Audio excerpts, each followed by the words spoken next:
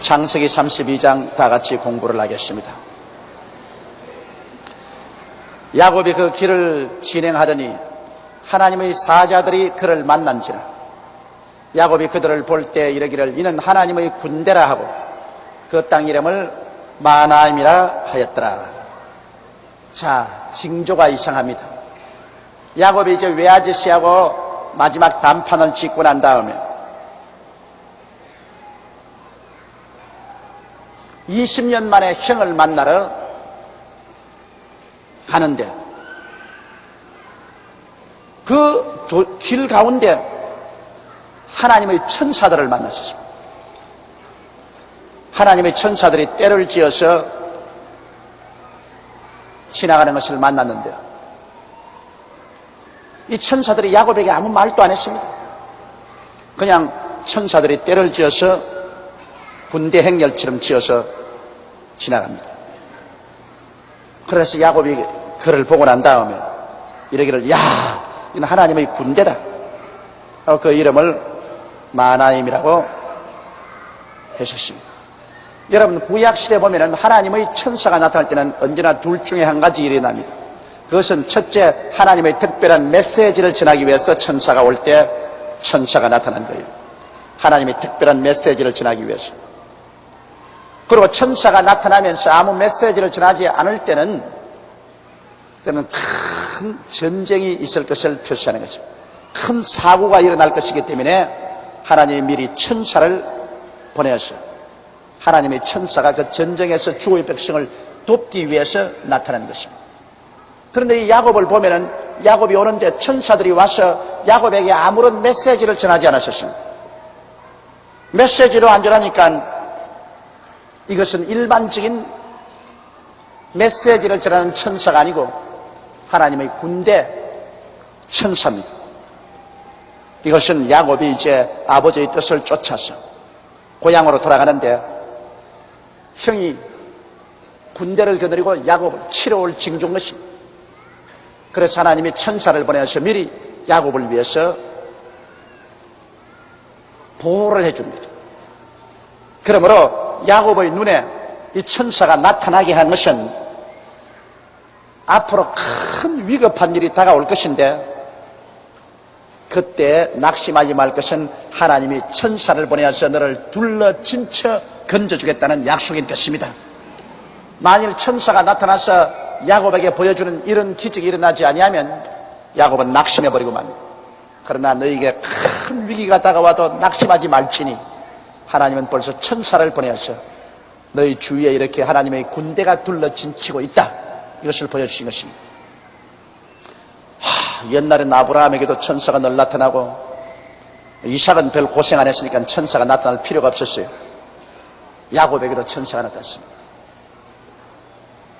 그런데 구약에는 그렇게 천사가 많이 나타나서 메시지를 전하고 둘러 진쳐주고 있는데 왜 요 사이는 눈을 닦고 바로 천사가 안 보이느냐? 왜 그러냐? 여러분, 그 이유가 있습니다. 구약에는 하나님의 성령이 사람들 속에 계시지 아니하셨습니다. 하나님의 성령이 하늘 보좌에 계셨지 지상에 와서 계시지 않았었습니다. 그러므로 메시지를 전하려면 꼭 하나님께서는 선지자나 그렇지 않으면 천사를 통해서 메시지를 전하고 사람들을 이끌어 주십니다. 그러나 신약시대 와서는 여러분, 하나님 자신이 우리 속에 와 계십니다. 하나님의 성령이 우리 속에 와서 계셔요. 그래서 무슨 천사를 통해서 우리가 메시지를 받는 것이 아니라 우리 속에 계신 하나님의 성령이 직접 우리에게 말씀을 해주십니다. 그리고 또 하나님은 그 메시지를 성경에다가 창세기부터 계시록까지 기록해서 우리에게 주셨으므로 우리가 성경을 부지런히 읽으면 하나님 천사가 일부러 와서 말 안 해주더라도 성경을 통해서 하나님의 선악 규정을 우리가 알게 되고 또 우리가 기도하게 되면은 고요하고 잠잠한 음성으로 하나님의 성령께서 우리에게 직접 말씀해 주시고 그리고 우리는 믿음으로 말미암아 하나님의 천사들이 우리 주위에 있는 것을 아는 것은 왜냐하면 예수님 자신이 볼지어다 내가 세상 끝날까지 너와 항상 함께하리라고 말씀하신 것입니다. 하나님의 아들 예수님이 직접 같이 계시겠다 그랬는데 뭐 천사들이 우리 주위에 와 계신 것은 그 말할 필요가 없습니다. 너희 두세 사람이 내 이름으로 모인 곳에는 나도 너희 가운데 있겠노라고 했었으므로 오늘 여기도 예수님이 와 계신 것입니다. 우리가 눈으로 안 보이더라도 말씀으로 우리는 보는 것입니다. 여러분, 우리 하늘나라에 들어오면 말씀의 안경을 통해서 보는 것이죠. 육신의 눈으로 보는 건 아닙니다. 저도 이 안경 벗어버리면 글자 안 보여요. 애달프게도. 옛날엔 그렇게 잘 보이던 글이 그만 이렇게 안경을 벗으면 안 보여요. 그러나 희한하게 이것만 끼면 그렇게 잘 보일 수가 없어요. 아주 초롱초롱하게 보인다. 그러면 여러분, 우리 하늘나라 보는 것도 이 성경이라는 안경을 끼고 하늘나라를 봐야 돼요. 성경이 바로 하늘나라 보는 안경입니다. 이 성경 떼놓고 난 다음 아무리 볼라 해도 눈뜬 장님이야. 하나도 안 보여, 하늘나라. 그러나 성경이라는 안경을 탁 끼면 이렇게 초롱초롱하게 잘 보여. 성경에 보니까, 성경의 안경을 끼고 보니까 우리 두세 사람이 예수 이름으로 모이면 그 가운데 예수님이 와서 계신다. 그리고 성령께서 너희와 함께 거하시며 너희 속에 계시겠습니다. 아버지가 나와 함께 너희 거처를 같이 하리라. 그러고 보니까 아버지도 나와 같이 계시고 예수님도 나와 같이 계시고 성령님도 와서 계시고 삼위일체 하나님이 와서 계시는데 뭐 천사가 보이냐 안 보이냐 이런 것 가지고 논란한 처지가 못 돼요. 말할 필요 없이 천사들은 천천히요 만만으로 우리 가운데 와 계신 것입니다. 지금 내가 현재 말하고 있지만은 이 강단 여기에도 천사들이 많이 와 있어요. 어디 악수나 한번 해볼까?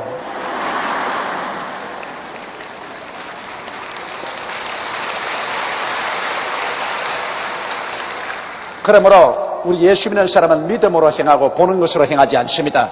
믿음으로 행합니다. 성경을 통해서 행하는 것입니다. 야고보의 당시에는 성경이 없었어요. 성령도 받지 아니했고 성경도 없었기 때문에 그들이 도움을 받으려면 천사들이 직접 나타나서 메시지를 전해주고 그 다음에는 천사들이 나타나서 보호해준다는 약속도 해주고 그랬었습니다. 그러나 우리는 요사이 그럴 필요가 없어요. 화내요. 성경을 통해서 화나고 하나님의 성령이 임재하심으로 기도할 때 우리 환하게 하나님의 인도함을 받을 수가 있는 것입니다.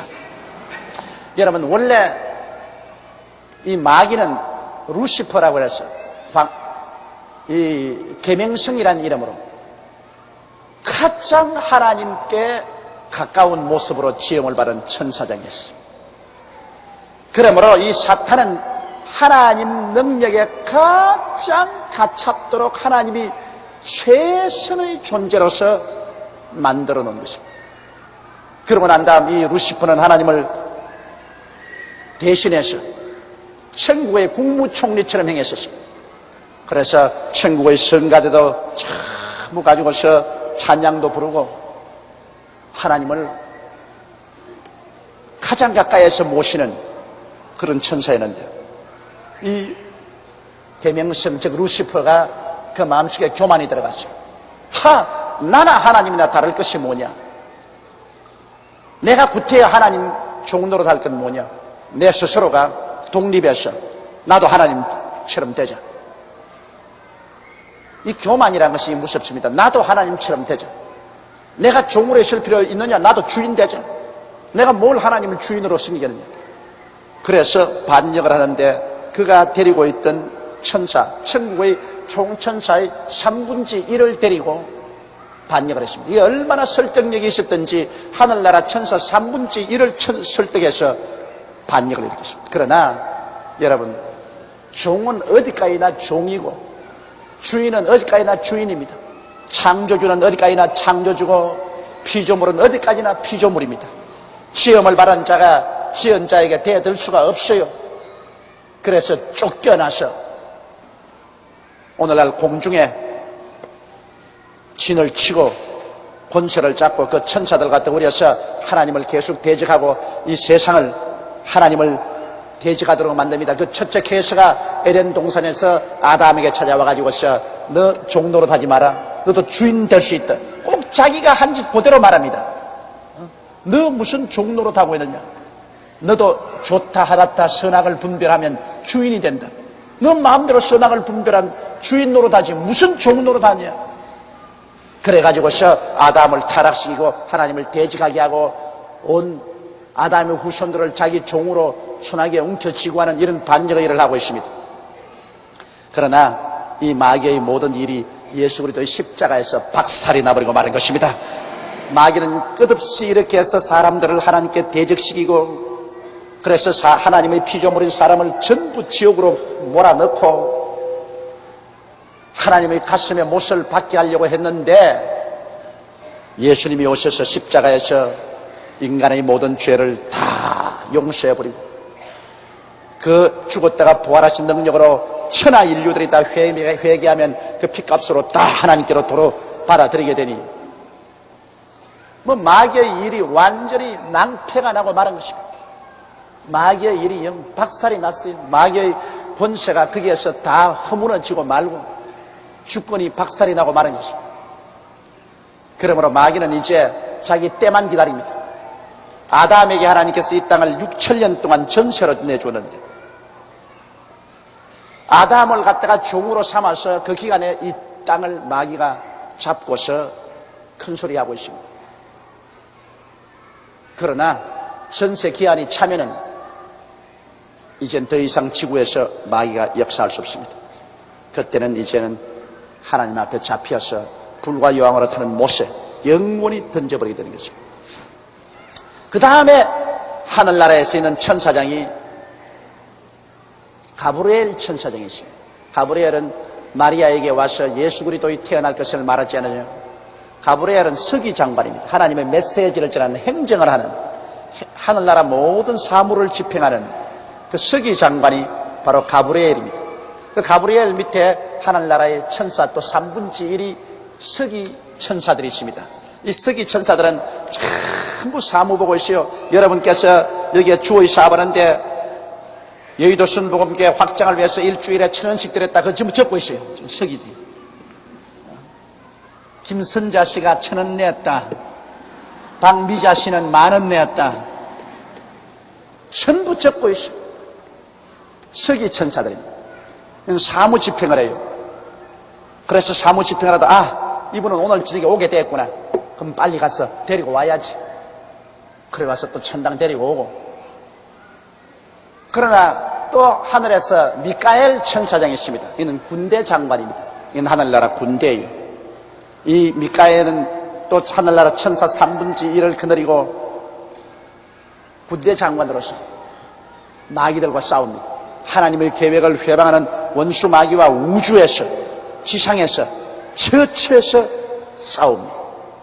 그래서 여기에 야곱은 바로 하늘나라를 대표하는 사람이고 에서는 육신의 마귀를 대표하는 대표입니다.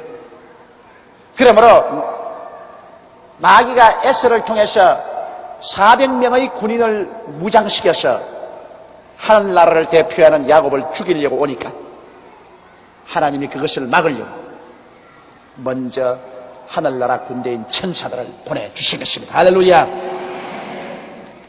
여러분, 우리 대한민국이 여태까지 북한 공산집단의 침략을 받지 않고 살아 있은 이유가 어딘지 압니까? 몇 번이나 큰 위기에 처했지만은 이북에 있는 공산당이 우리 한국을 전면 침공을 못한 것은 공산당은 마귀를 대표하는 나라입니다.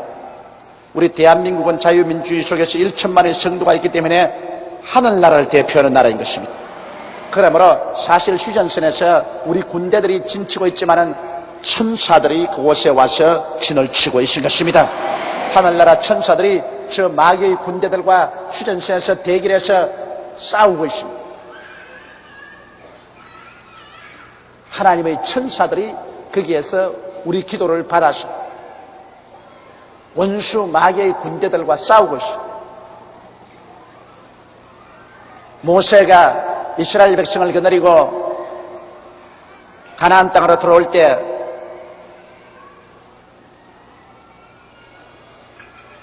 가나안에 있는 아말렉이 모세와 그 백성들이 오는 것을 막았잖아요. 아말렉은 바로 마귀의 군대를 상징합니다. 그런데 하나님의 백성인 여호수아가 군대를 거느리고 하나님의 나라를 상징합니다. 나가서 싸울 때 모세가 기도를 하면 이기고 기도를 안 하면 지고 했습니다. 기도를 통해서 하나님의 천사가 와서 역사하시거든. 그러니까 여호수아가 이기고 모세가 기도를 안 하니까 또 지고 그랬었습니다. 계속 모세가 아론과 후로의 도움으로 기도를 하고 있으니까 하나님의 역사가 계속 나타나서 주의 사자들이 밀어주며 아말렉을 격파한 것입니다. 이러므로 오늘날 하나님의 천사들이 여러분 우리 가운데 와서 역사할 수 있도록 돕는 길은 여러분이 기도를 쉬지 않고 하는 것입니다.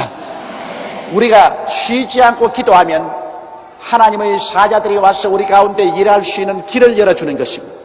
기도하는 것을 거쳐버리면 마귀가 와서 우리들에게 회방할 수 있도록 기회를 주는 것입니다. 이러므로 여러분 기도하기를 게을리하면 안 됩니다. 항상 기도해야 되는 것입니다. 겟세마네 동산에서 예수님께서 마지막 피땀을 흘려 기도할 때 누가복음 보십시오. 천사들이 와서 그를 돕더라고요. 예수님이 기도하고 있을 때 하나님의 천사들이 와서 예수 그리스도를 돕고 힘을 주었습니다. 이러므로 오늘날 또 여러분께서 기도하면 주변에 천사들이 와 있습니다. 그러나 기도하지 않고 원망, 불평, 탄식하고 염려, 근심하고 절망하면 그곳에 마귀들이 와서 역사를 하고 있는 것입니다. 이러므로 마귀가 아무리 해도 여러분 우리 성도들이 기도만 하면 이깁니다.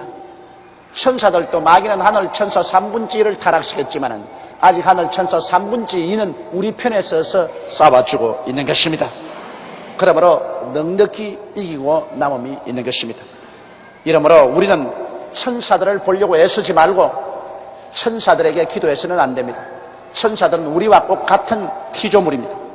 우리가 오직 기도하고 예배를 드릴 것은 성삼위일체 하나님께만 기도하고 예배를 드려야 되는 것입니다. 어떠한 사람도 어떠한 천사도 예배 드려서는 안 됩니다.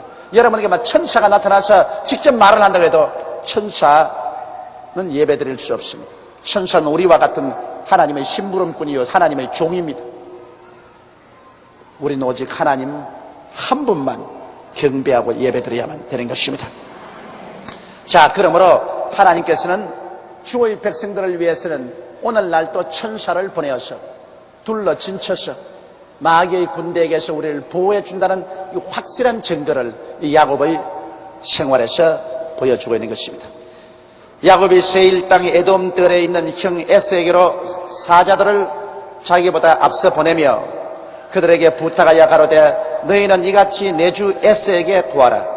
주의 종 야곱이 말하기를 내가 라반에게 붙어서 지금까지서 싸우며 내게 소와 나귀와 양떼와 노비가 있사오므로 사람을 보내어 내 주께 구하고 내 주께 은혜 받기를 원하나이다 하라 하였더니, 자, 야곱이 뭐 당당하게 형의 집으로 돌아와도 되는데 왜 당당하게 자기 고향 땅으로 못 들어오고 중도에서 자기의 종을 보내가지고서 내가 20년 동안 외아저씨 라반의 집에서 붙어 살다가 이제 형에게로 찾아오니 형이여 날 좀 영접해 주시옵소서 하는 이유가 어디 있습니까?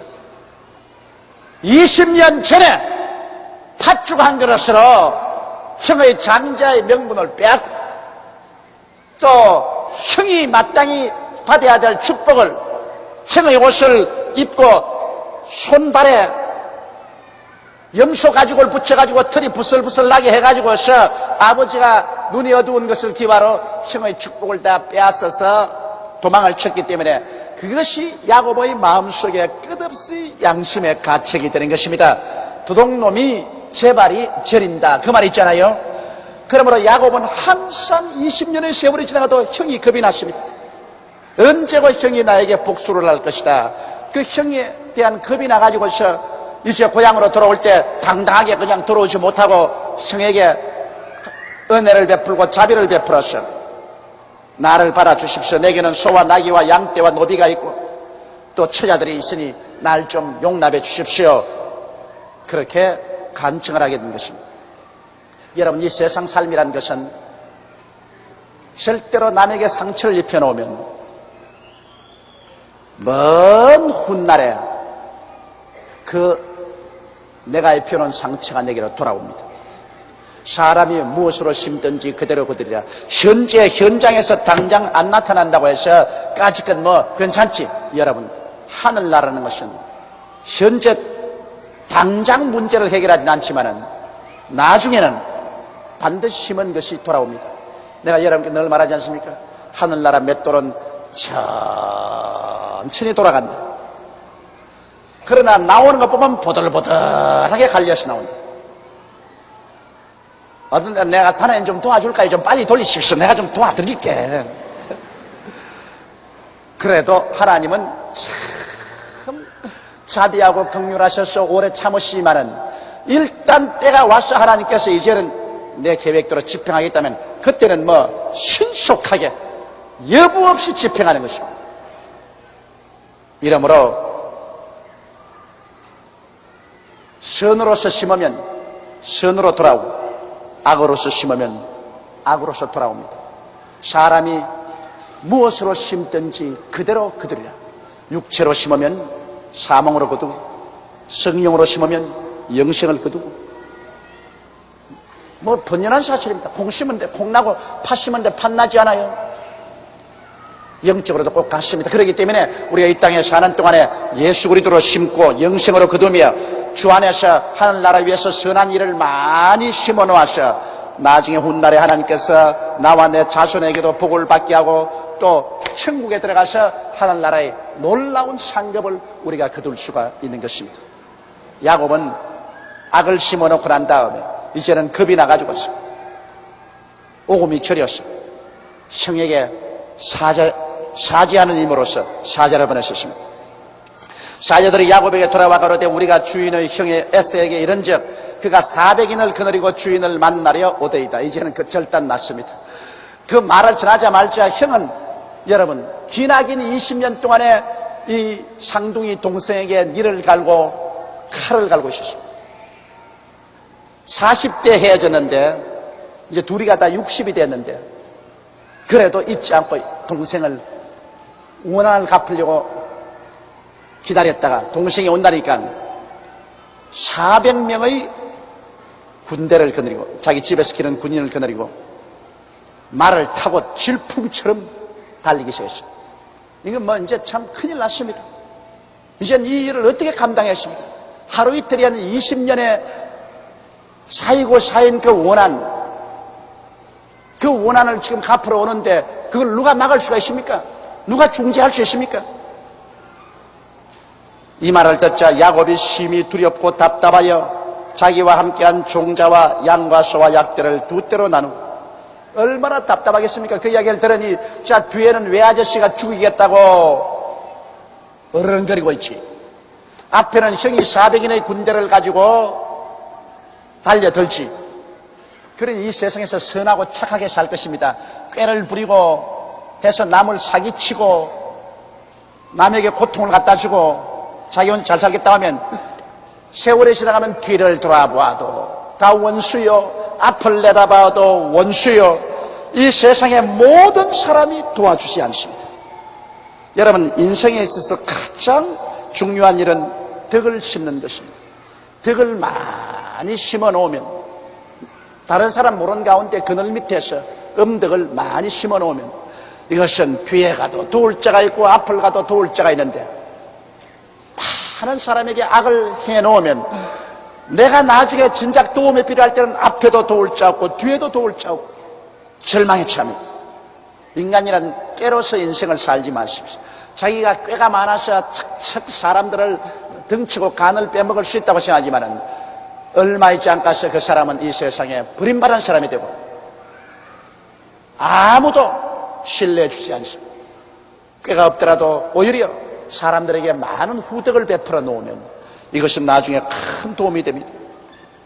야곱이 이제는 심히 두렵고 답답하여 말로 다 할 수 없습니다. 그래서 자기와 함께한 종자와 양과 소와 약대를 두 떼로 나누어서 이제 꾀를 또 냅니다. 야곱이 또 꾀를 내요. 가로되 에서가 와서 한 떼를 치면 남은 한 떼는 피하라, 도망쳐라. 야곱이 또 가로되 나의 조부 아브라함의 하나님 나의 아버지 이삭의 하나님 여호와여, 주께서 전에 내게 명하시기를 내 고향 내 족속으로 돌아가라 내가 내게 은혜를 베풀리라 하셨나이다. 나는 주께서 주의 종에게 베푸신 모든 은총과 모든 진리를 조금이라도 감당할 수 없사오나 내가 내 지팡이만 가지고 이 요단을 건넜더니 지금은 2때나 이루었나이다. 내가 주께 간구하오니 내 형의 손에서 에서의 손에서 나를 건져내시옵소서. 내가 그를 두려워하오면 그가 와서 나와 내 처자를 칠까 겁내미니다. 주께서 말씀하시기를 내가 정녕 내게 은혜를 베풀어 내 시로 바다에 셀수는 모래와 같이 많게 하리라 하셨나이다.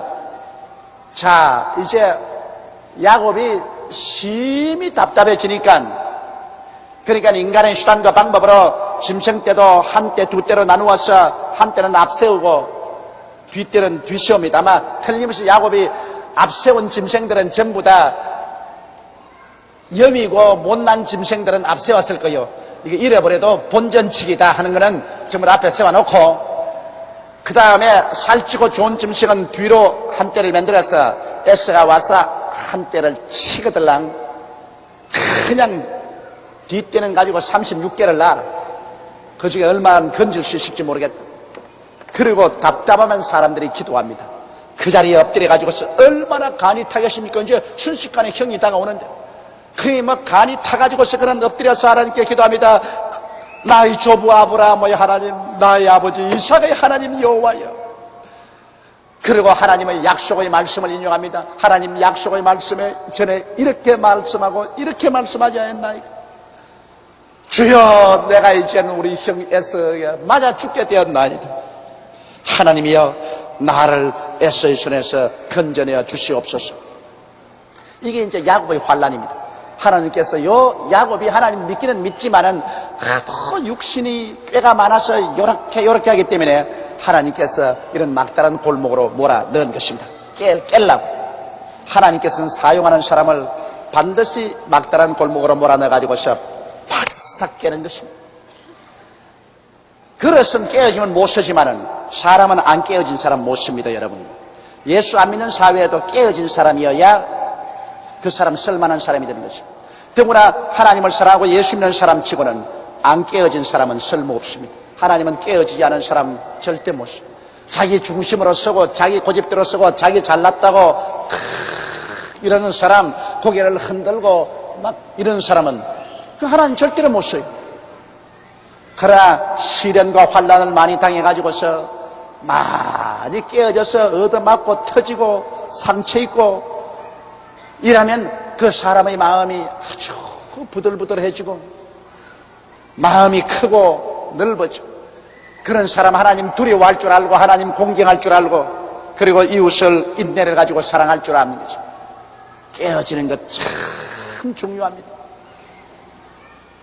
우리가 예수 믿고 일생을 살면서 깨어지는 것만큼 힘든 일이 없고 그리고 깨어지고 난 다음에 얻는 축복만큼 큰 축복이 없습니다.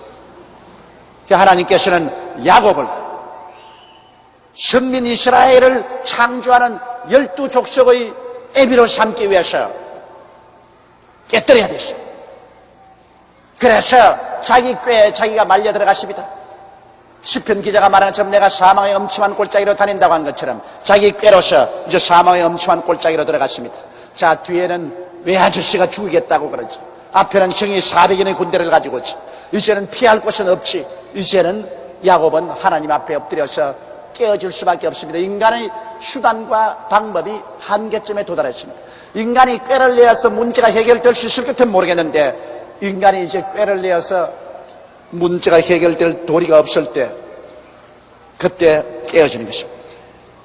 그 사람이 다 등 따숩고 배부를 때는 뭐 새벽 기도 같은 거 그거 왜 하나 좀 미쳤다 그러고 철야기도 그 참 우스운 사람들 아닌가 좀 도란 사람들이 가는 거 아닌가 하지만은 대단히 답답해지면 막 새벽잠이 어디에 있습니까? 새벽 뭐 3시만 되면 깨어 일어나서 교회로 뛰어오고 밤새도록 앉아서 하나님께 부르짖고 그 일주일씩 금식해도 배도 안 고파요. 얼마나 답답하던지. 그래서 깨어지는 것입니다. 이제 그러나 그렇게 하면서도 아직 야곱이 살아있습니다. 여기 보세요. 야곱이 거기서 격려하고 그 소유 중에서 형 에서를 위하여 예물을 택하니, 혹시 형이 이제 예물을 받고 마음이 누그러질까 싶어가지고서 또 자기 꾀를 내가지고서 이제 예물을 형에게 보냅니다. 그 예물도 많이 보내요. 암염소가 200이요, 수염소가 20이요, 암양이 200이요, 수양이 20이요, 전나는 약대가 30과 그 새끼요, 암소가 40이요, 황소가 10이요, 암나기가 20이요, 그 새끼 나기가 10이라.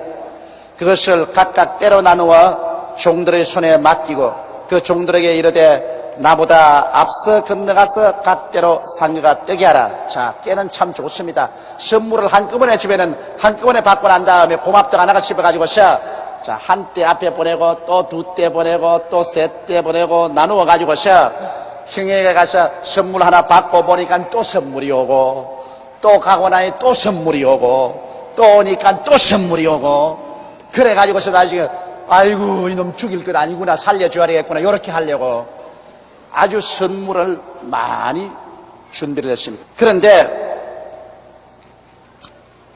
이제 자기 꾀를 다 내가지고서 이 선물을 가지고 와서 너 누구냐? 예, 우리 주인 야곱이 그 형 에서에게 보낸 선물입니다. 그만 꼭 해라, 꼭 해, 잊지 말고. 그 제 1진이 그렇게 말하고 제 2진이 그렇게 말하고 제 3진이 그렇게 말하도록 했습니다. 그가 또 앞선 자에게 부탁하여 가로되 내 형 에서가 너를 만나 묻기를 내가 네 사람이며 어디로 가느냐? 내 앞에 것은 네 것이니 하거든 대답하기를 주의 종 야곱의 것이요 자기 주 에서에게로 보내는 예물이오며 야곱도 우리 뒤에 있나이다 하라 하고, 그 둘째와 셋째와 각 때를 따라가는 자에게 부탁하여 가로되 너희도 에서를 만나거든 곧 이같이 그에게 구하고, 또 너희는 말하기를 주의 종 야곱이 우리 뒤에 있다 하라 하니, 이는 야곱의 생각에 내가 내 앞에 보내는 예물로 형의 감정을 푼 후에 대면하면 형이 혹시 나를 받으리라 함이었더라. 그래서 20년의 기나긴 감정을 야곱은 짐승떼를 가지고서 형에게 선물을 주므로 그 마음을 녹여드리려고 생각을 한 것입니다. 뭐 이것이 정 효과가 없는 건 아닙니다. 어느 정도 효과가 있지만은, 그러나 실상 여러분 에서는 보면 400년의 군대를 가지고 너희 동생을 쳐버리면 선물 받을 게 아니라 있는 거 다 빼앗을 수 있는데 뭐 구태야 선물 같은 거 받을 거 있어요. 그러고 난 다음에 이제 야곱이 이제 꾀를 내는 거 보십시오. 아직까지 야곱이 안 깨어졌습니다. 그 예물은 그의 앞에서 행하고 그는 무리 가운데서 격려하다가 밤에 일어나, 자 보십시오. 밤에 일어나서 두 아내와 두 여종과 11 아들을 인도하여 야뽕 나루를 건널세 그들을 인도하여 시내를 건네며 그 소유도 건네고 야곱은 홀로 남았더니 어떤 사람이 날이 새도록 야곱과 씨름하다가, 야곱이 그 야뽕 강이 있는데 이 강 건너로 자기의 두 아내와 두 여종과 그 사이에 난 11 자식들을 다 건넸습니다. 건네서 자기도 같이 따라가면 좋은데 자기는 도로 건너와서 이제는 자기 혼자 이 강 건너편에서 이렇게 쪼그리고 앉아 있습니다.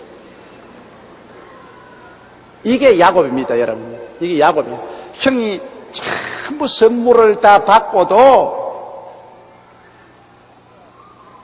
와서 자기 가족을 내리치면 그때는 자기는 36개를 놓겠다 그 말인 것입니다. 형이 자기 죽일 생각을 가지고 있으면 처자도 죽일 것이다. 그래서 자식들 세우는 것도 이 앞에 보면요, 종들과 자기 첩 둘이, 종의 첩 있지 않습니까? 그 첩과 그 자식들은 제일 앞에 세우고, 그 다음에 레아와 그 자식들은 그 다음 세우고, 자기 제일 사랑하는 라헬과 그 자식은 제일 뒤에 세우고, 그 자기는 강 건너편에 세우고, 그래가지고서 형이 와서 만일 자기의 처자를 내리치면 그때는 정말 자기를 죽일 이사가 있다. 선물을 다 받고 난 다음 죽일 이사가 없으면 처자들을 손을 안 대면 그때 자기는 실무시 형 그거 나가려고 했는데, 그러니 얼마나 이 몰인정합니까? 이런 남자를 남편으로 믿고 따라온 여성 동지들도 참 기가 막힌 일인 것입니다. 좋을 때만은 같이 살고 위기에 처하면 너희들은 죽고 나만 살아야 되겠다, 그런 생각을 가지고 있습니다. 그러니 하나님이 이런 꽤 많은 야곱을 그대로 둘 테기 있습니까? 야곱은 자기 꾀가 많다고 생각하고 가족들 다 강 건너놓고 자기 혼자 쪼그리고 앉아있으니까 밤중에 한 장정이 끼어 덤벼들었습니다. 야곱이 기겁을 했죠. 자기는 혼자인 줄 알았는데 장정이 달라들었으니 이게 혹시 형 에서가 보는 자객이 아닌가 싶었습니다. 그러나 이 장정은 다른 분이 아닌 바로 우리 주 예수 그리스도이신 것입니다. 예수께서 천사로 나타나셔 야곱을 깨뜨린 것입니다. 그러니까 야곱이 이 사람하고 이제 엎치락 뒤치락 실험을 합니다. 야곱은 홀로 남았더니 어떤 사람이 날이 새도록 야곱과 실험하다가 그 사람이 자기가 야곱을 이기지 못함을 보고 야곱의 환도뼈를 치매 야곱의 환도뼈가 그 사람과 실험할 때 위골되었다. 여러분, 무슨 이 사람이 예수 그리스도가 천사의 모습으로 나타나셨는데 예수님이 무슨 힘이 없어서 야곱에게 이기지 못한 건 아닙니다. 아침에 내리치니까 환도뼈가 위골되어 쩔름바리가 되었는데 밤새도록 야곱을 보고 이놈아 깨어져라, 너 강 건너 가거라 말이 겁니다. 너 강 건너가서 처자하고 살아도 같이 죽고 죽어도 같이 죽어라, 가라. 야곱은 왜 안 간다, 절대 안 간다. 내가 살고 봐야지 뭐 처자는 죽든 말든. 그 싸움입니다 여러분, 그 싸움. 밤새도록 천사가 멱살을 잡고 내리끌어서 강 건너 가거라 이놈의 자식아. 그러면 나는 절대로 안 간다, 절대로 안 가. 내가 살고 볼 일이지 뭐 처자야 죽든 말든 내가 살고 봐야지. 이 실험인 것입니다. 밤새도록 천사가 잡아 당기고 야곱은 안 가겠다고 몸부림을 치고 얼마나 고집이 센지 견딜 수가 없어요. 그래서 새벽이라니까 에라 그러면 너 달아날 수 있을 줄 알아? 탁 손을 쳐서 이 엉덩짝을 때리니까 관절뼈가 우지끈하더니만 뭐 다리가 졸름바리가 되고 말한 것입니다. 이젠 만사 끝났습니다. 이제 강 건너 와 있어도 형이 이제 가족들을 치고 자기가 달라들면 이 꼬락실려고 어떻게 달아납니까? 그냥 팽이리 뛸 수 있지만은 이라고야 뭐 어떻게 달아나 이래.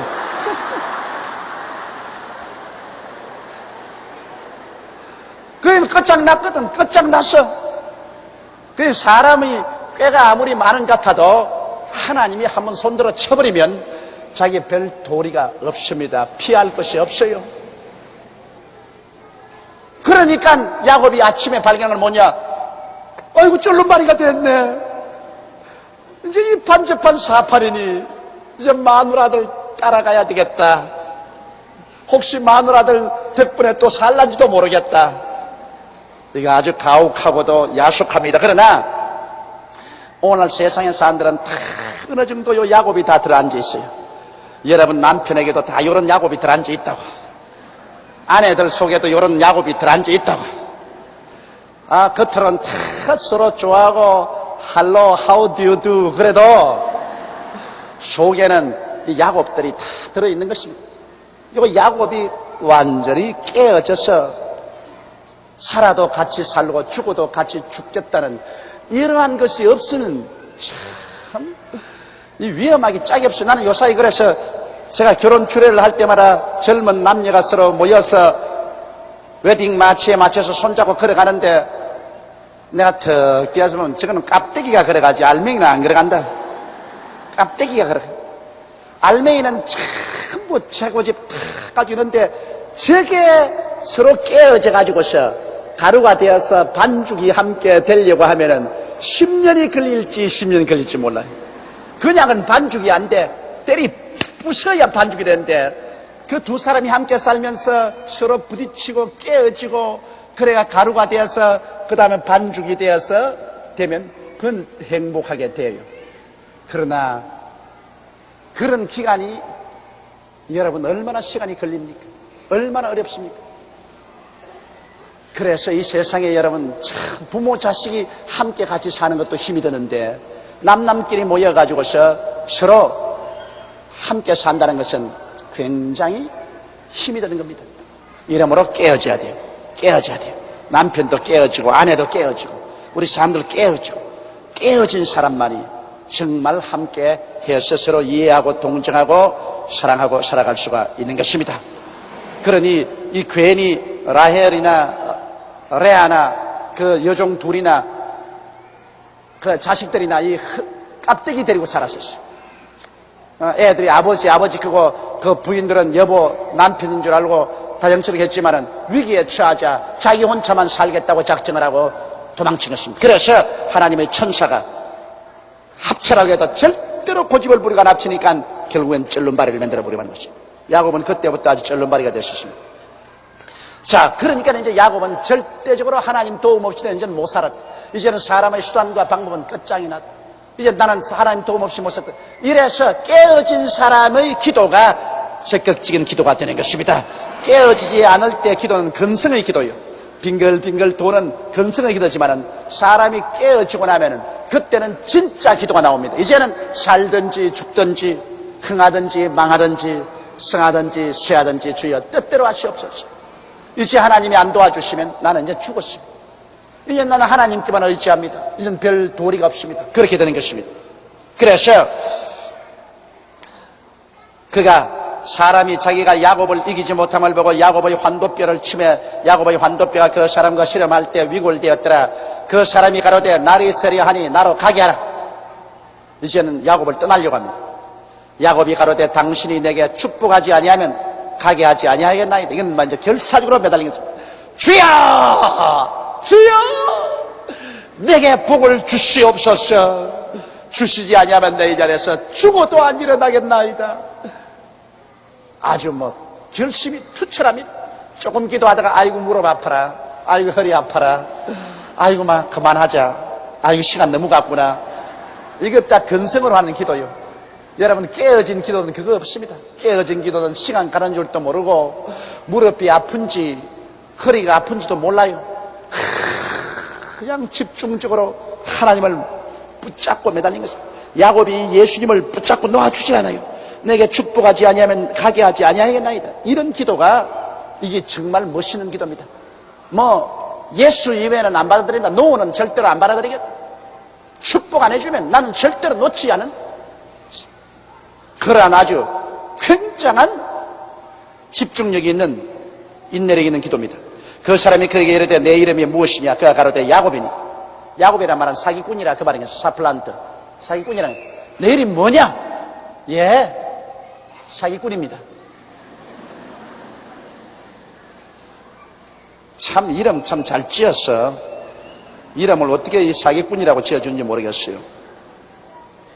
그 사람이 가로되 내 이름을 다시는 야곱이라 부를 것이 아니요 이스라엘이라 부를 것이니 우리는 내가 하나님과 사람으로 더불어 겨루어 이겼음이니라. 이 이스라엘이라는 말은 하나님과 겨루어 이겼다는 말과 하나님의 왕자라는 말과 똑같은 의미가 있습니다. 결국 하나님과 겨루어서 내가 지면 이기게 되는 것입니다. 아시겠어요? 하늘나라는 내가 깨어지면 내가 사는 것입니다. 하늘나라는 하나님과 여러분 몸 심으러져서 내가 지면 내가 이기게 돼요. 그러나 하나님과 씨름해서 내가 이기면 그건 내가 진 것입니다. 내가 안 깨어지면 내가 죽는 것입니다. 이게 하늘나라 법칙입니다. 여러분 하나님 앞에서 내가 깨어지면 내가 사는 것이고 내가 지면 내가 이기는 겁니다. 하나님 앞에 항복하면 할수록 내가 이기는 것이 됩니다. 왜냐? 내가 항복하고 나면 그 다음에는 하나님이 책임져 주시기 때문인 것입니다. 그건 이제는 하나님이 나를 책임져 주시기 때문에 천하 누가 나를 대적할 수 없습니다. 그 얼마나 멋있습니까? 그러므로 하늘나라는 인간의 세상은 생각하는 것과는 틀려요. 내가 깨어지면 내가 살고 내가 하나님 앞에 지면 내가 이기는 사람이 된다. 그래서 야곱은 하나님과 씨름해서 완전히 나중에 환두뼈가 위골되고 이제는 막다른 골목에 처해서 항복을 하자 하나님께서는 그 이름을 바꾸어 줬습니다. 이름을 바꾸었는데 사기꾼이라는 이름에서 이스라엘, 즉 하나님과 다투어서 이긴 사람, 하나님의 왕자, 이와 같은 이름을 바꾸어 준 것입니다. 이 사람이 깨어지고 나면 그 운명이 달라집니다. 벌써 야곱이 깨어지기 전에는 사기꾼이지만은 깨어지고 난 다음에는 하나님과 씨름해서 이긴 자, 하나님의 왕자란 운명이 달라졌습니다. 오늘날 우리도 깨어지면 우리 운명이 달라져요. 큰 파도를 타고 시련을 겪고 살다가 여러분이 벌써 깨어져서 하나님 앞에 완전히 들어오면 하나님께서 여러분 운명을 바꿔버립니다. 그때는 여러분 이름 바꿔도 좋아요. 깨지도 아니면서 괜히 이름만 자꾸 바꿔놔봤자 소용없어요. 그거는 깨어지고 난 다음에는 정말 이름을 바꾼다는 것이 무슨 말이냐? 따라 말씀했어요. 이름을 바꾼다는 것은 다른 사람이 되었다는 의미다. 완전히 다른 사람이 되어버려. 깨어지면 완전히 다른 사람이 되어버려. 그래서 야곱은 깨어지고 다른 사람이 되자 사람이 다르니까 이름도 바꾸어 줬습니다. 야곱이 청하여 가로되 당신의 이름을 구하소서. 그 사람이 가로되 어찌 내 이름을 묻느냐 하고 거기서 야곱에게 축복한지라. 야곱이 이제는 그 하나님을 붙잡고서 당신의 이름이 누구십니까? 하나님은 하나님의 이름을 절대로 말 안 합니다. 네가 어떻게 감히 내 이름을 묻느냐? 그것은 내가 하나님이다. 그 말씀이십니다. 바로 구약 성경에 나타난 하나님의 사자, 하나님의 사자, 여호와의 사자는 건 전부 예수님입니다. 구약 시대의 예수님. 그러고 난 다음에 야곱을 축복한지라. 그러므로 야곱이 그곳 이름을 브니에라 하였으니 그가 이르기를 내가 하나님과 대면하여 보았으나 내 생명이 보존되었다미니라. 브니엘이라는 말은 하나님의 얼굴이라는 말이겠습니다. 옛날에는 하나님을 본 사람은 죽었습니다. 직접 하나님을 본 사람은 죽었는데, 여러분 오늘날도 우리가 직접 하나님의 은혜를 깊이 받으면 육신의 사람이 죽습니다. 우리가 깊이 기도하고 말씀 읽고 성령에 충만하면 육신의 사람이 죽어요. 육신의 정욕이 다 죽어버려요. 그러나 하나님과 깊이 기도하고 말씀을 읽지 아니하면 육신의 사람이 다 살아서 일어나요. 이 구약에는 하나님을 보면 육신이 못 견뎌요. 육신이 죽어버려요. 그래서 야곱은 브니엘, 즉 하나님의 얼굴을 보고도 나는 죽지 않고 생명이 보존되었다. 그가 브니엘을 지날 때 해가 돋았고 환도뼈로 인하여 절었더라. 이거 참 놀라운 일 아닙니까? 야곱이 자기 인간의 깨를 다 버리고 이제 하나님께 완전히 항복하는 그 과정에서 말할 수 없는 시련, 그 인생은 밤이었습니다. 뒤에는 외아저씨 군대가 있지, 앞에는 형이 400인의 군대를 거느리고 오지. 자기는 마지막 뼈를 다 동원해서 한때 두때 세때로 선물을 나누어서 주고 난 다음에 자기의 처자들을 다 강을 건너게 하고 자기는 강 이쪽 편에서 사정을 보고 달아나려고 하고 있을 때 하나님의 천사인 예수님과 씨름을 해서 환도뼈가 어그러질 때, 그때 야곱의 그 마음의 고통은 말로 다 할 수 없고 불안, 초조, 절망, 공포가 꽉 들어찼습니다. 그러나 자기가 깨어지고 하나님을 만나고 하나님의 축복을 받고 난 다음에는 야곱의 마음속에 불안, 공포 다 사라지고 마음에 평안이 다가오고, 그래서 쩔뚝거리기는 했지만은 그가 브니엘에서 일어나 출발할 때 어두움은 사라지고 태양이 떠오르기 시작한 것입니다. 할렐루야. 여러분 그렇습니다. 우리가 깨어지기 전에는 불안, 공포, 절망이 우리 가슴 속에 회오리 바람이 칩니다. 그래서 그냥 이렇게 해볼까 저렇게 해볼까, 아이고 나는 어떻게 하노, 나는 절망이구나. 그런 절망 가운데 나중에 하나님께 나와서 완전히 자기의 잘못을 깨닫고 자기 자신을 하나님 앞에 박사 깨어지게 하면은 하나님께서 여러분께 부활의 생명을 주십니다. 물론 깨어진 그 상처는 깊이 쩔름바리가 되어 남아있지만은, 그러나 하나님은 부활의 생명을 주심과 동시에 마음속에 불안과 공포가 다 사라져버리고 여러분의 생에 태양이 떠오르기 시작하는 것입니다. 어두움은 사라지고 태양이 떠오르기 시작하는 것입니다. 깨어졌느냐 깨어지지 않았느냐는 마음의 평화로서 증명이 됩니다. 깨어지지 않고 내 인간의 수단과 방법을 사용하고 있을 때는 마음에 불안하고 초조하고 절망이 꽉 들어차고 공포가 세찬 시베리아 바람처럼 불어옵니다. 그러나 내가 완전히 깨어지고 살든지 죽든지 흥하든지 망하든지 성하든지 쇠하든지 주여, 주님께 다 맡깁니다. 이제는 주님께서 다 가져가십시오. 다 가져가십시오. 그렇게 완전히 맡겨버리면 하나님이 책임져서 하나님이 축복을 축 해주시면, 야곱에게 이름 바꾸어주고 축복해 주셨시 하나님이 축복을 축해 주시면 마음의 평안이 넘쳐르기 시작하는 것입니다. 할렐루야. 뭐 마음이 편해져요. 마음의 기쁨이 넘쳐나고 이제는 염려 근심 없습니다. 이제는 완전히 나와 세상은 간곳 없고 구속한 주만 보이도다. 이것이 나의 간증이요, 이것이 나의 찬양일세. 나 사는 동안 거침없이 구주를 찬송하리로다. 어느 누구든지 여러분 하나님 앞에서 크고 적은 일에 있어서 이와 같이 깨어지는 경험이 있어야 비로소 진실로 하나님의 사람이 됩니다. 아브라함은 여러분 얼마나 심하게 깨어졌습니까? 아브라함은 애굽에 내려가서 자기 아내를 다 빼앗겨서 자기 눈앞에서 바로의 아내가 되어서 바로하고 사는 그 밑에서 먹고 살자니 그 영혼 속에 폭풍우가 얼마나 부르겠습니까? 그 다음에 그는 100살이 되어서 낳은 아들을 하나님이 모리아산에 제물로 드리라고 할 때 그 아들을 사흘 길을 데리고 가서 모리아산에 올라가서 장작불을 펼쳐놓고 그 아들을 묶어놓고 칼을 가지고 그 아들의 심장을 찌르려고 할 때 여러분 반미추광이가 되지 않고는 어찌 칼을 들겠습니까? 그 아브라함 자기 심장에 칼을 찌는 것보다 더 무서운 겁니다. 안 깨어지고야 그렇게 할 수가 없습니다. 또 야곱, 이삭도 그렇습니다. 이삭도 완전히 노인이 다 된 아버지가 자기를 묶어서 자기를 죽이려고 하는데 안 깨어진 아들이면 발 한 길로 아버지를 차버리고 이 노인 노망했구나 하고서 그냥 들고 뛰어도 아버지가 잡을 도리가 없습니다.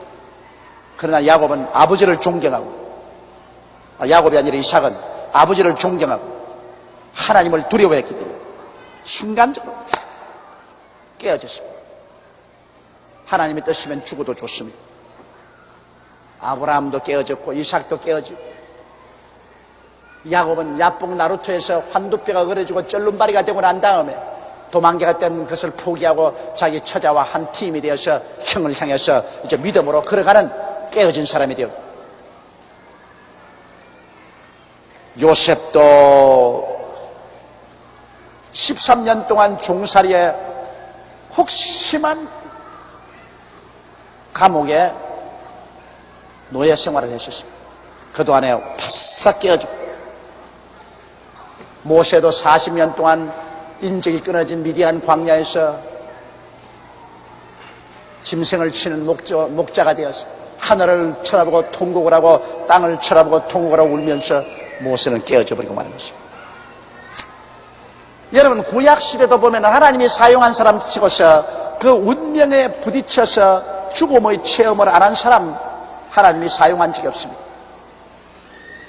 억센 죽음의 체험을 한 사람들을 하나님이 사용하십니다. 많은 사람이 내게 와서 그런 질문을 해요. 왜 여전도사님들 중에 과부가 많으냐? 오늘 과부가 되는 사람 여러분, 여러분 보고 하는 말은 아닙니다. 나쁜 의미로 하는 말이 아니에요. 왜 과부가 많으냐? 그래서 내가 그 말을 대답이 하는 게 있으죠. 여러분 이 세상에서 부부간에 같이 살다가 그 아내를 잃는다는 것이나 남편을 잃는다는 것은 그 굉장한 충격입니다. 그 견딜 수 없을 만한 강한 충격을 받고 깨어집니다. 하나님께서 깨뜨리려고 하는 사람은 필요하면 남편도 데려가고 아내도 데려가는 겁니다. 그래서 깨뜨린 거예요. 깨뜨린 거예요. 어렵다 해도 다른 것이야 다 해결하면 되는 거 아닙니까? 같이 한평생 살다고 하다가 한 사람이 먼저 이 세상을 떠난다는 것은 굉장한 충격입니다. 그러나 하나님은 그런 충격이라도 보내가 사람을 깨뜨립니다. 그래서 그렇게 깨어진 사람들이 되기 때문에 그 다음에는 이제는 남은 여생 주님께 완전히 맡기겠다는 그 마음의 자세가 되기 때문에 그렇게 깨뜨려서 하나님이 주의 종으로 많이 쓴다고요. 그래서 많은 여성들이 주의 종이 된 것은 하나님께서 그 남편을 빼앗아가고라도 그를 깨뜨려 가지고서 그리고 주의 종으로 쓴다. 그 아주 그러기 때문에 하나님의 소명을 가진 여자에게 장가가는 건 위험합니다, 여러분. 처녀 시절에 뭐 하나님께 내가 목숨을 바쳐서 일하겠습니다, 주님 중심으로 살겠습니다 하고 헌신한 사람들, 그 다음 중도에 그거 다 포기해버리고 그 다음에는 아이고 나 시집을 가서 그냥 잘 살아야 되겠다고 가는 사람들, 하나님이 자 주의 종이 되라, 주의 종이 되라. 아이고 안 될래요, 안 될래요. 그 장난 아닙니다. 그러면 너 남편 내가 데려가마. 야 오너라, 너는 사명 안 받았으니까 너는 천당에 일찌감치 와도 좋다. 사명 받은 사람은 이 세상에서 일 좀 더 해야 되겠으니까 너 먼저 오너라. 데려가 버린다고. 그러므로 여러분, 총각 여러분께서 장가가기 전에 먼저 처녀에게 물어보세요. 하나님 사명 받았나요, 안 받았나요? 아, 내가 처녀 시절에 내가 하나님께 목숨을 바쳐 주를 위해서 일하겠다고 내가 한 적이 있습니다. 그러면 같이 주의 종이 되면 몰라도 안 될 것들랑 달아나라고. 달아나. 왜? 일찌감치 천당 간다고. 하나님은 여러 가지 면으로 깨뜨립니다. 어떤 집에는 자식을 하나님 먼저 데려감으로 깨뜨립니다. 그것 굉장히 가슴 아픈 일 아닙니까? 자녀를 먼저 데려간다는 거예요. 그러나 자녀를 데려감으로 깨뜨리기도 하고, 어느 때는 무서운 병으로 말미암아 깨뜨리기도 하고. 사람이 스스로 깨어지면 좋은데 쉽게 깨어지나요? 쉽게 스스로 항복하고 깨어지면 그런 일 없어요. 그러나 쉽게 스스로 항복하지 못하면 하나님께서 여러 가지 면으로 우리를 깨뜨리신 것입니다. 저는 제가 폐병이 걸려가지고서 죽음의 벽에 부딪히지 않았었으면 절대로 목사 될 사람이 아닙니다. 세상에 야망이 너무 컸습니다. 그러나 제가 폐병이 걸려서 벽에 부딪혀 죽게 되니 예수를 믿었죠. 그러고 난 다음에 제가 불광동에서 전도사 생활할 때, 군대에 갔을 때 내가 얼씨구나 좋다 했습니다. 이제 군대에서 나오면 안 한다. 군대에서만 나오면 이제 내가 미국으로 건너가서 내가 잘 살고, 이 일은 내가 안 하겠다. 이 괴로워서 어떻게 하느냐. 그러고 난 다음 솔직히 말해서 내가 속으로 군대 갈 때 내가 좋다고 생각했습니다. 왜? 다른 면으로는 내 변명을 할 수가 없는데 군대에 갔으니까 아이 난 이제 뭐 죽을 좀 못 된다고 합니다. 와, 그렇다 군대에 가가지고서 내가 막 혼이 났네. 창자가 꼬여가지고서 수도 육군병원에 8시간 배를 째고 수술을 하고, 그러고 난 다음에 겨우 수술해서 회복되니까 또 양폐 폐렴이 걸려가지고서 열이 그냥 40도가 넘고 까무라치고 뭐 완전히 죽음의 문에 도착했습니다. 그때 내가 말하기를, 주여 기왕 죽은 몸 살려만 주면은 도로 죽을 종 되겠습니다. 기왕 죽은 몸 뭐 이젠 뭐 합니까? 그래서 내가 주님이 겁이 난다고요.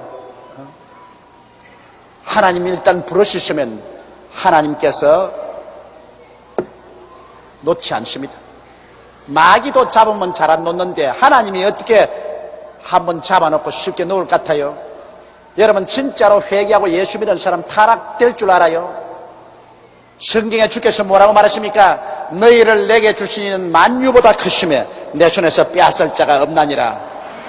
하나님이 여러분을 하나님 백성으로 이미 딱 택해가지고서 예수님 손에 얹은 사람은, 여러분 예수님이 움켜쥐고 놓을 것 같아요? 마귀도 한번 움켜쥐면 잘 안 놓는데, 하늘과 땅의 모든 권세를 가진 예수님이 십자가에 그래 몸짓고 피 흘려서 값주고 샀는데 쉽게 여러분 놓을 줄 알아요? 아예 예수를 잘 믿는 사람, 정말 구원받은 마음의 확증이 있는 사람은 타락하려고 생각하지 마세요. 안 하는 게 좋다고. 그냥 자꾸 잘 믿는 게 좋지, 뒤로 물러가다가는 아예 박살난다고. 박살나. 어느 정도 하나님이 참다가 그 다음에는 에라 이게 자꾸 금방지게 어디 한번 좀 맞아봐라. 그래가 하나님이 때리면, 요새 올림픽에 뭐 복싱은 아무것도 아니에요. 하나님이 때리면 여러분 아주 그냥 마음에 그 무서운 상처를 입게 되고, 야곱처럼 그때는 막 하나님이여 나를 안 살려주면 내가 하나님을 놓지 않겠나이다고 부르짖는 이런 일이 생겨납니다. 그러므로 중생한 확정이 있는 사람은 타락 못할 줄 아십시오. 아예 뒤를 돌아보려고 생각하지 마십시오. 생각만 해도 그건 어리석은 일인 것입니다. 일단 중생한 사람은 자꾸 얼마나 하면 더 잘 믿을까? 믿음과 순종의 생활로 정진하면 하나님이 안 때려요. 왜 이쁘게 순종하고 믿는데 왜 때려요? 하나님이 곱다고 자꾸 쓰다듬어 주시고 더 열매 맺게 해주시지. 자꾸 뒤로 이렇게 물러가려고 하니까 야곱처럼 야 임마 오늘아 안 가요 안 가. 난 내 혼자 살아야 되겠어. 야 임마 오늘아 임마 안 가요 안 가. 그러니까 그냥 손을 들어가 환도뼈를 이렇게 후려 때려버려. 한번 맞아봐라. 그 야곱이 맞고 난 다음에는 쩔뚝쩔뚝하면서 야복강 잘 건너가서 자기 처자들하고 잘 팀이 되지 않았어요? 별 수 없이 맞으면 항복합니다. 사람이 뭐지 아무리 장사라도 하나님께 매맞고 안 깨질 사람 아무도 없어요. 그러나 내가 말하고 싶은 것은 맞기 전에 미리 손을 들면 얼마나 좋을까 그 말인 것입니다. 맞기 전에 미리 손을 드는 것이 얼마나 좋을까.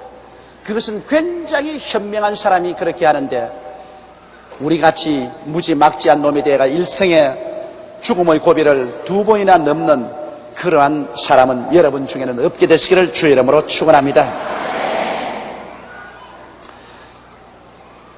그 사람이 야곱의 환도뼈로 큰 힘줄을 친 고로 이스라엘 사람들이 지금까지 환도뼈 큰 힘줄을 먹지 아니하더라.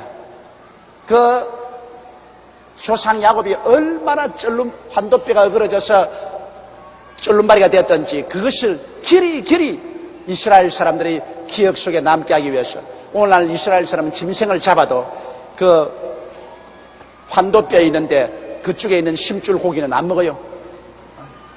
안 먹어요. 그럴 정도로 충격입니다.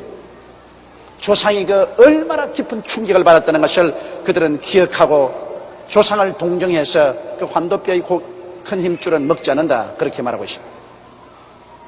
우리는 이를 통해서 우리가 오늘 깨달은 것은 하나님은 깨어진 사람을 사용하신다. 적게 사용할 사람은 하나님은 적게 깨시고 많이 사용할 사람은 하나님께서 많이 깨신다. 그러므로 우리에게 폭풍우가 다가오고 우리가 매를 맞을 때 하루속히 깨어지면 빨리 그 시련에서 나온다는 것을 알게 되시기 바랍니다. 그리고 우리는 깨어지면 깨어질수록 하나님을 더 깊이 알게 되고 하나님의 사랑을 더 깊이 느끼게 되고 더 위대한 하나님의 그릇이 되는 것입니다. 이러므로 깨어질 때 여러분께서 더 하나님께 감사하고 하나님의 아름다운 그릇이 되시기를 주의 이름으로 축원합니다. 여러분 일평생에 하나님은 한 면의 축복을 주시면서 다른 면에서는 계속 주님께서 깨뜨리시는 것입니다. 그게 자라나는 거예요. 여러분 우리에게 다가오는 시험과 환난은 바로 자라나는 것입니다. 여러분 사람이 자라나지 않으면 어떻게 되겠습니까? 그러나 영적인 인격이 자라나는 것은 고난을 통해서 자라납니다. 평안함을 통해서는 자라나지 않습니다. 자식들도 너무 편안하게 해주면 망나니가 됩니다. 평안과 고난이 겹치면 그 자식들이 어른이 되어서 자라납니다. 훌륭한 사람이 됩니다. 이러므로 고난은 여러분과 나를 신앙 가운데 더 성숙하고 자라나게 하는 양식이라는 것을 알고 반드시 고난이 없는 것이 여러분 행복한 삶이 아니라 늘 고난이 함께 하셔서 그로 말미암아 우리가 고난을 먹고 깨어지고 더 기도할 수 있게 되는 것을 더 큰 행복으로 알게 되시기를 주의 이름으로 축복합니다. 하나님은 우리에게 고난을 주시면서도 우리에게 늘 계속해서 그로 말미암아 자람과 동시에 성공을 주시는 것입니다. 고난과 성공은 같이 옵니다. 여러분 성공만 오는 것이 아닙니다. 기독교 신앙생활은 하나님은 성공을 주시면서 성공과 함께 고난도 늘 같이 주시는 것입니다. 우리가 그리스도와 함께 영광을 받기 위하여 고난을 받는 것도 마땅하니라고 바울 선생이 말씀하신 것입니다. 한번 따라 말씀하세요. 신앙생활이란 성공과 고난이 함께 오는 생활이다. 따로따로도 오지 않습니다. 성공이 오는가 하면 그게 묻어서 함께 고난이 내리 다가옵니다. 성공과 고난은 배의 시줄과 날줄과 같습니다. 우리의 신앙생활은 성공의 시줄이 오면 고난의 날줄이 오고, 성공의 날줄이 오면 고난의 시줄이 오고, 그래서 성공과 고난이 시줄과 날줄이 되어서 우리 신앙생활의 아름다운 천을 만들어내는 것입니다. 나는 옛날에 우리 누님께서 시집갈 때 벽에 위에 이렇게 꽃 있지 않습니까? 그거 술을 넣으라요. 내가 보니까. 그래서 밥하고 난 다음 시간만 있으면 시집갈 때 가져가려고 혼자서 열심히 그걸 하는데, 난 이게 들어 누워서 이렇게 보니 엉망이에요. 엉망. 그 놓는데 뒤를 보니까 막 실이 빨간실 이리 가고 저리 가고 막 더럽게 짝이 없어요. 그러나 아유 누나 참 수 못 놓는다. 무슨 수가 저 모양이야. 엉망이다. 우리 누님께서 해보시면서 그래 뒤는 엉망이라도 낮에 앞을 봐. 앞을 봐. 그런데 그 수 놓는 앞을 보면은 거기에 꽃이 나오고 나비가 나르고 시냇물이 흐르고 그렇단 말입니다. 여러분, 우리가 하나님께서 우리 가운데 섭리할 때 우리 인간적으로 생각하면 엉망이에요. 엉망. 축복도 다가오는 가 하면 고난도 다가오고 성공이 다가오고 하면 시련도 다가오고 막 이 실이 막 엉망이에요. 엉망. 아이고 하나님이 왜 이렇게 하시냐. 그러나 세월이 지나고 난 다음에 탁 하나님이 돌이키면 그것이 앞져서 아주 아름다운 한 폭의 그림이 되는 것입니다. 하나님을 사랑하는 자 곧 뜻대로 부르심을 입은 자들에게는 모든 것이 합력하여 선을 이루나니라.